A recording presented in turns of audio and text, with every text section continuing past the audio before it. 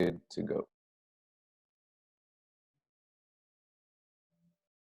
So my presentation today, I should open with some of my kind of caveats. I'm embracing the speculative in the sort of framing of this event, in sort of saying that this is not a presentation that I've given before or had prepared previously. So I'm really thinking on the fly with all of you, and I'm less interested in trying to take any sort of authoritative stance in relation to this discussion than just sort of collectively engaging with you all.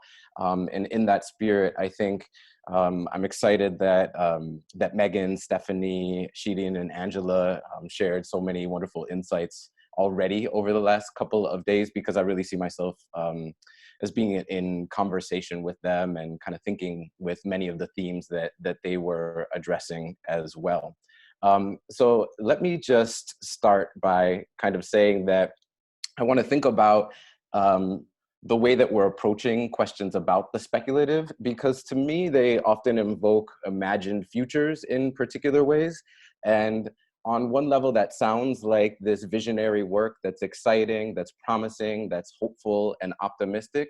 But I worry often about the ways that our visions of the future or our modes of imagining the future take very particular things for granted about pasts and presents. And so I want to think about how our modes of speculation, our modes of thinking about possibility, how they engage with or disengage with particular pasts and presents. And I'm thinking specifically with a range of sort of commentators who have been trying to formulate or have been conceptualizing these kinds of issues for some time across a range of published modalities, but also sort of Twitter commentary. So the Black Studies scholar at Northwestern, Barner Hesse, had this to say a few days ago: when the end game of a crisis is to return to the position you were in before the crisis, that's when you know there will be no end game. There will only be another crisis.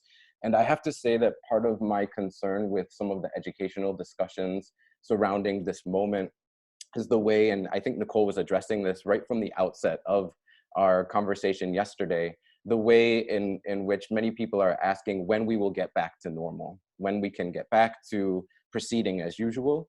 And so there's no indictment of how we got to this moment. It's just a sense that we need to get back to something that feels more recognizable. And I want us to kind of think carefully about the terms of that recognizability. So perhaps more in terms of a more widely known framing of this sort of discussion, we could think with the historian and anthropologist Michel Roche-Chouillot, who in Silencing the Past said any historical narrative is a bundle of silences. So I want to think about how our speculations about the future involve certain claims about presents and pasts, and how those claims about the present and the past are surfacing particular sorts of moments and perhaps erasing other moments.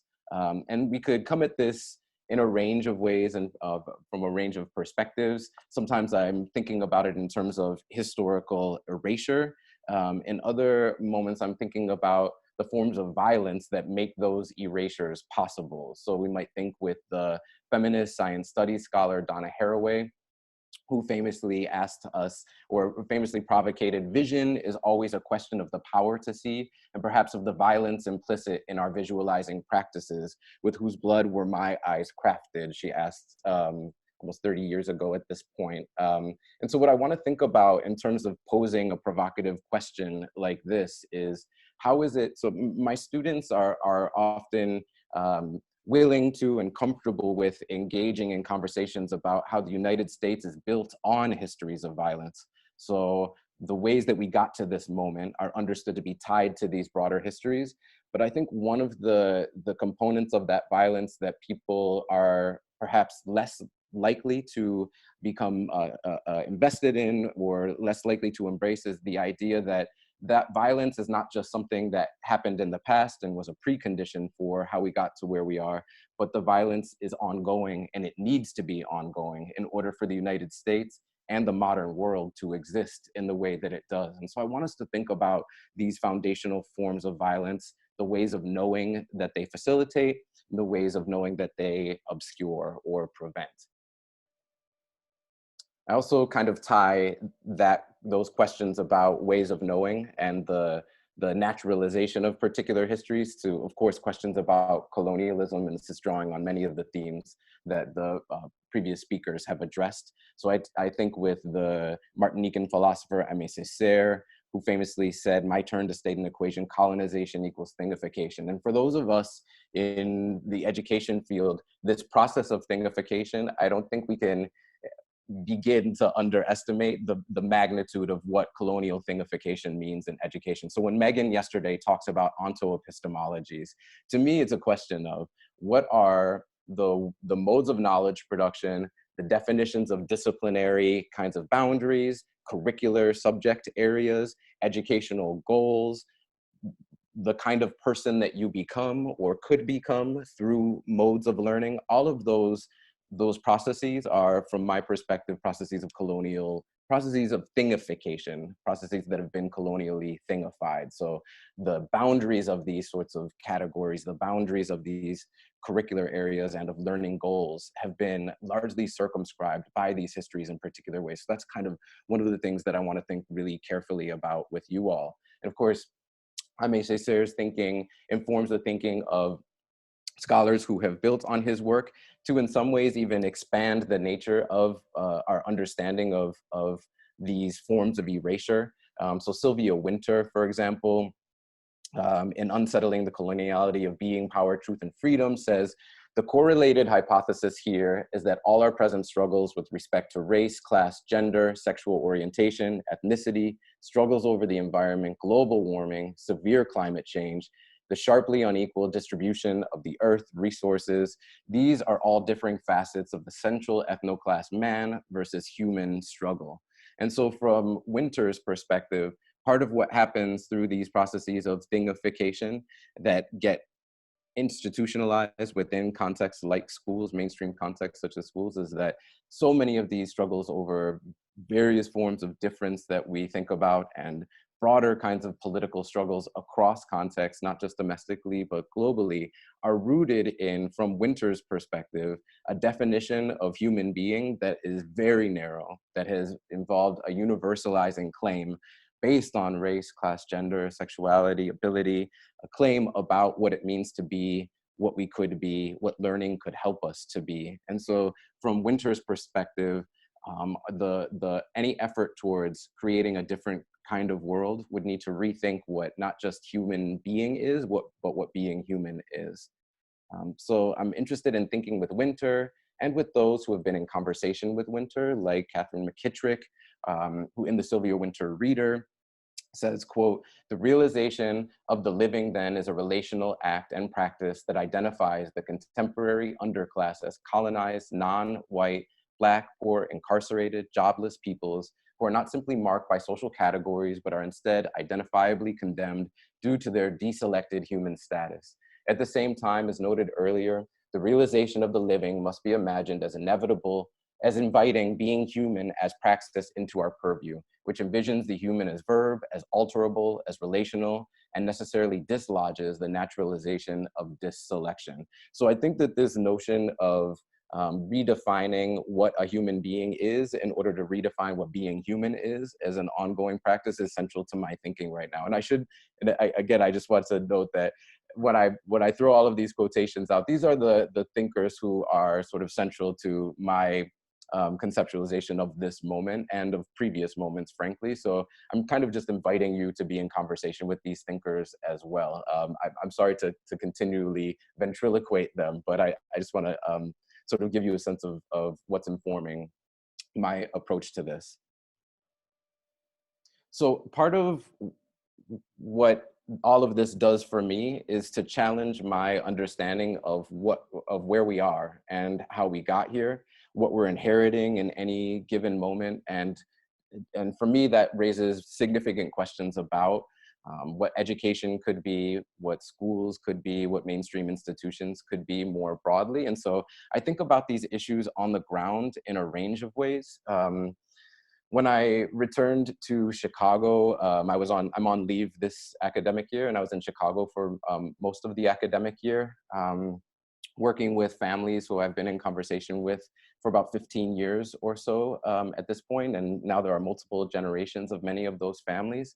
And part of what's always so striking to me about any moment of societal crisis is the way that it is often framed from popular or mainstream perspectives as a new moment, as something that's emergent or that somehow just arrived. So all of these conversations that we're having right now in relation to this public, what's positioned as a public health crisis, and framed in relation to discourses around distancing, detainment, and forms of dispossession. So that is the inability to accumulate any further or to labor to accumulate in particular ways, to own, debilitation, so the lack of an ability to move in ways that one would like to move, and the threat of death for various populations, sickness and death. So the idea that these are new kinds of challenges and is really fascinating to me, because when I, in terms of these communities where I've been working, these are the very themes that have anchored people's lives for the entirety of their lives. They've never not been central to the question of what it meant to be in this world. And so when I arrived back in Chicago this fall, I immediately was in contact with one Puerto Rican family, again, that I've worked with for about 15 years. And when word got out that I was back and that that I could be called upon to sort of contribute to people's efforts towards addressing particular kinds of challenges, a member of this family reached out to me, a Puerto Rican family where not only had I had been working with one generation of this family, a set of siblings, all four of whom had been pushed out of Chicago public schools. And now I was working with the new generation of this family, and one young man in particular who had also been pushed out of Chicago public schools like his mother. And so he, at this point, is 19 years old, and I met him when he was about 4 years old. So the story was this fall when his mother reached out to me. The story was that he had not left the apartment for 8 months where they lived. He had been staying inside, didn't feel comfortable going outside, didn't feel healthy going outside, healthy enough to go outside, and really just didn't feel inspired to go outside at all.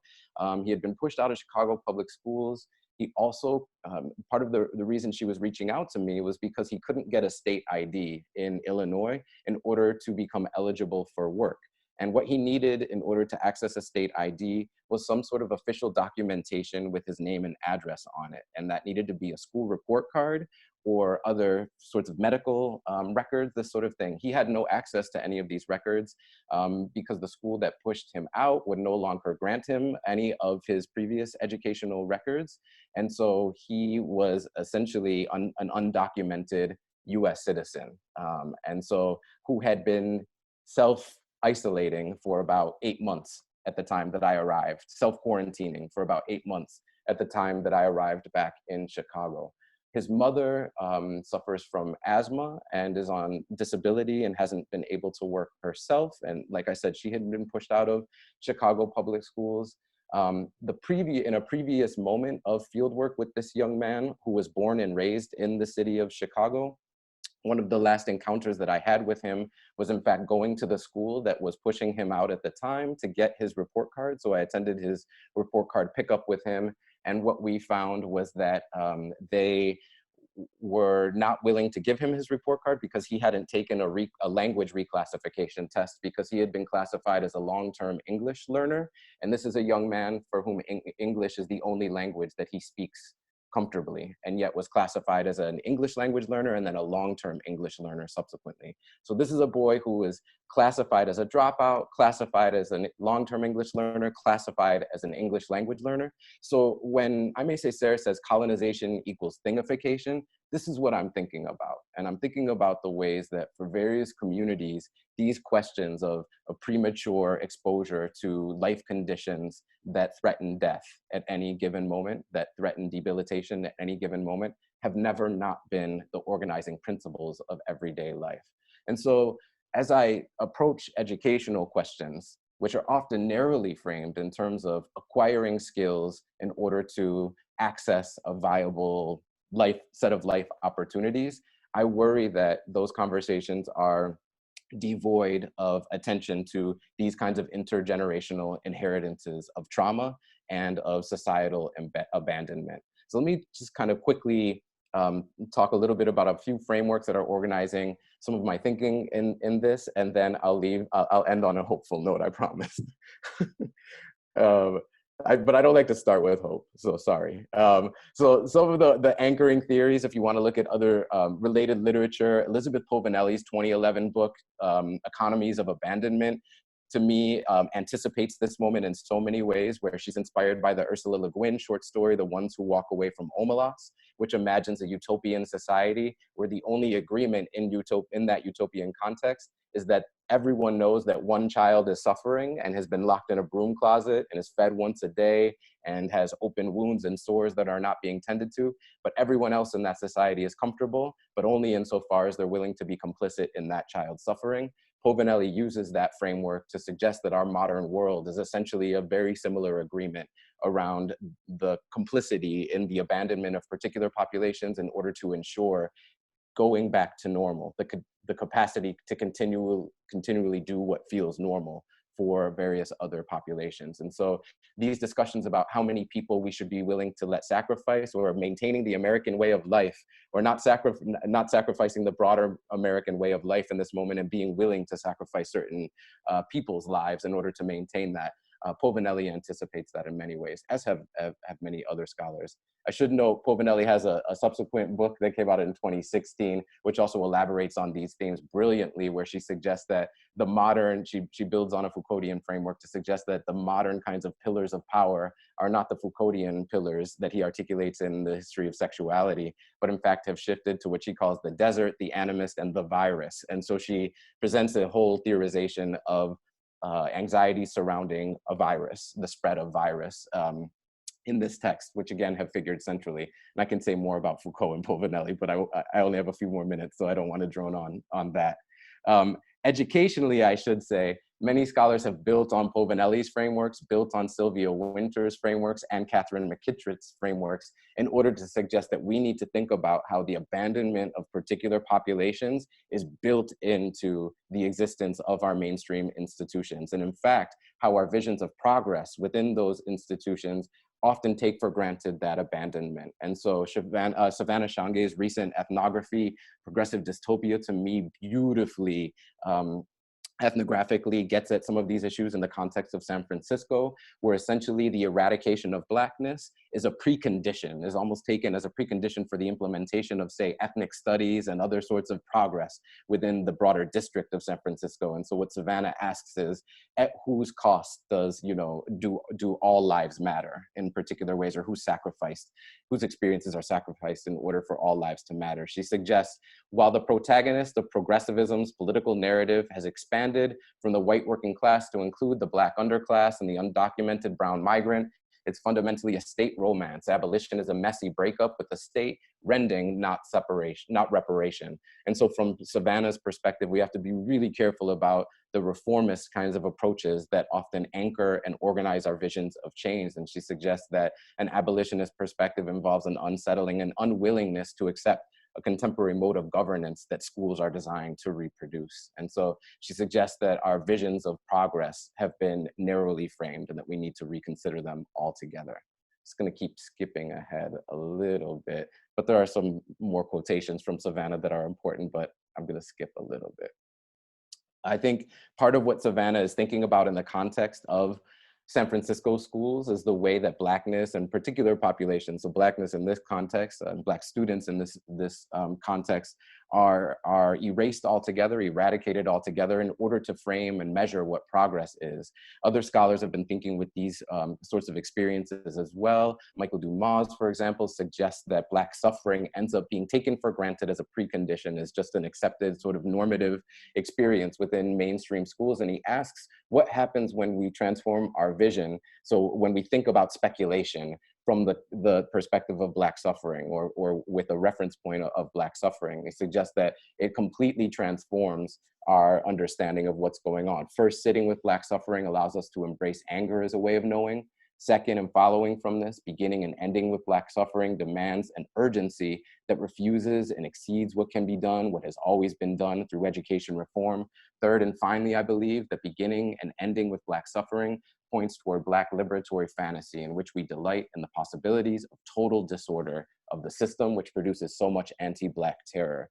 And so I think, again, when we, depending on the particular pasts and presents that we use as our reference point in defining the problem that we're facing right now, we develop and cultivate and speculate about very different possible futures and very distinctive possible futures. And so I think what Dumas is, and Shange and a range of other thinkers are challenging us to think about is what it would take to unsettle the way in which particular populations' abandonment is almost taken for granted and accepted as the starting point for the conversation.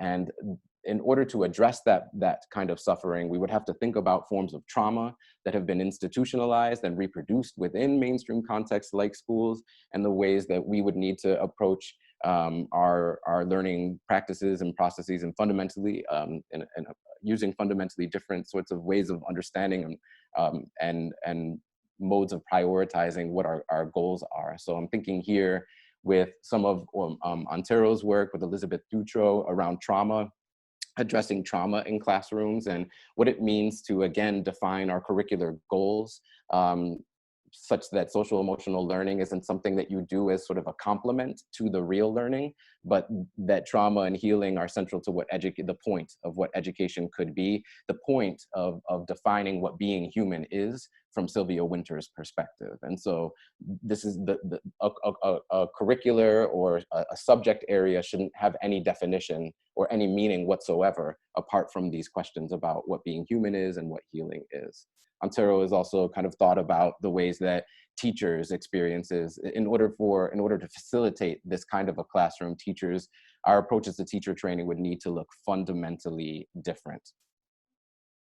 Let me just try to move forward. I should say, let me toggle one more, I think I have a couple more minutes left, so I'm just gonna toggle a little bit to the past, and then I'm gonna conclude with a kind of a little bit of a speculation about the future and then proceed. Or I guess past, present, and future. Let me say that one of the things that's been, as I step away from a discussion about mainstream classrooms, let me say that one thing that's been really incredible to me about this moment is the way that, again, from various populations, I forgot Lee's quotation. This is really crucial. This is central to my narrative, sorry. This is from the text that I shared with you all. So part of what Lee Patel points out, and let me just read this quotation, it's too good. So Patel, and I'm thinking again, building on Antero's ideas about the pedagogies and the pedagogical approaches that would be needed in order to facilitate a fundamentally different kind of learning. Patel says, pedagogical practices of resistance and survivance must similarly be apprehended, set still temporarily in order to be viewed in their dialectical relationship to formal oppressive structures of schooling. Learning that seeks to find a side street from the test score production factory mill of schooling does so in dialectical relation to the factory. It sources temporarily and liminally its sense of being in relation to the oppressive stratifying structures of formal education. Learning as resistance within a context that creates and contains Black and brown student bodies and accumulates property rights for a few cannot be sufficiently described without addressing the intermittent departures from those structures. Neither can the structures of oppression be adequately understood without pedagogical practices of resistance. Education has always had the potential to serve and shield spaces of unruly learning. Perhaps a first step into this potential is seeing more clearly the fugitive acts of learning as they occur within oppressive structures. And so building on some of what the previous speakers have been describing, I think part of what Patel conceptualizes so powerfully here is the way that we have to reject a purist kind of political stance towards creating possible worlds, which suggests that you need, that there's no way to create something in this current moment. I think what Patel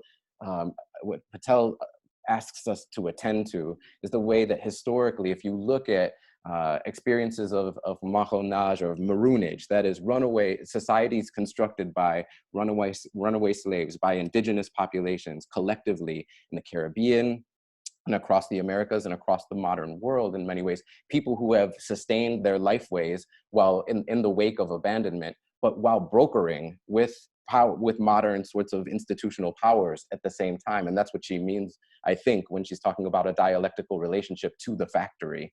It involves forms of brokering. And I think Patel asks us to think about what worlds are possible, what worlds can be brokered. And so there's a tension here when we think about an abolitionist approach and this kind of this model of maroonage at the same time that we're thinking about abolition. And so I want us to think with that tension as well.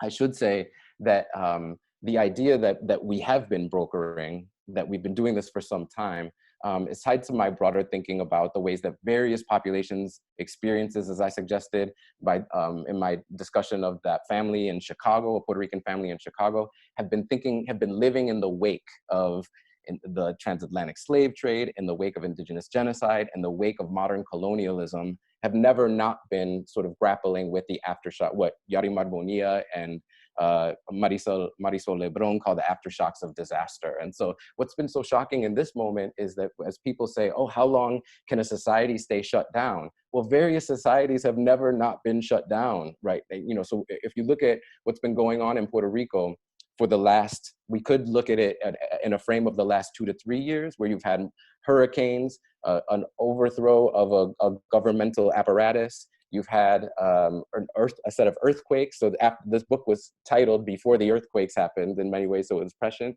So you've had these ongoing disasters, which could be framed as natural ecological disasters, or could be framed as colonial disasters, depending on the frame from which one understands what's going on, but where people have been without electricity for months, have been out of school for more than a year in some cases, and have had to cultivate alternative projects of economic sustainability, environmental sustainability, and educational sustainability in the wake of societal abandonment. And so check out that text if you want a sense of how people have sustained themselves, because people have been doing this for some time. Let me just conclude by saying that, and this is in line again with part of what Shirin was saying earlier, which is that we've been engaging in a whole range of alternative educational practices to understand what's possible. One of the initiatives in Chicago that I've been working on for some time is a community as a campus initiative, which seeks to understand community as its intellectual spaces. Again, this ties to Shirin's point about sort of calling it, and I think will potentially tie to the conversation at the end of the day about redefining the university in all of these dynamics, and thinking about the ways that the university has played into the reproduction of these historical formations of power and historical experiences of dispossession and of suffering by defining knowledge in really narrow ways. And we've been pushing against this kind of approach for some time, many of us in our scholarship, to think about what it means to collaborate with community-based organizations, to engage in projects, not just of narrow single issue community organizing, but really community building and transformation. And so my work in Chicago has involved collaborations with the Puerto Rican Cultural Center, which has created alternative high schools, alternative healthcare systems, alternative housing systems, alternative employment opportunities, alternative food cultivation and distribution programs, this kind of thing. And so we've had to engage in a No Se Vende anti-gentrification campaign. This is the alternative Puerto Rican high school that had to be created because of a 75% push out rate in the city of Chicago in the mid-1970s. So again, these are not new kinds of issues. The creation of LGBTQ resources for youth and adults in the community, especially houseless queer youth who have been pushed out by their families. So we've created a transitional housing and employment training program. And the idea is that all of our learning experiences are geared towards what it means to create a ecological wellness across spaces within this community, so that learning is any learning practice is intertwined with this broader set of community experiences and politics. So I don't have time to go into too much more. I'm going to wrap it up.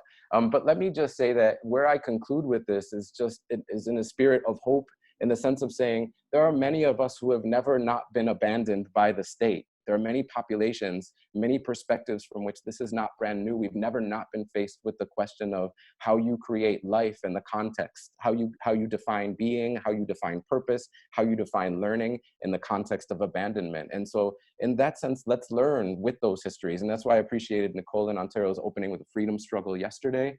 I think we're in a new chapter in an ongoing story. And I want us to always remember what that story is in order to think about what's possible. So thank you all very much. I'm just skipping ahead so you can get to my thank you slide, and now we can do questions. All right, let's get that gratitude going in the chat. Thank you so much, Jonathan. That was amazing. And I've got a few questions written down that I'm going to start with, but if anyone else has questions, you could either write them in the chat after the gratitude has flowed, or you can raise your hand and we will find you.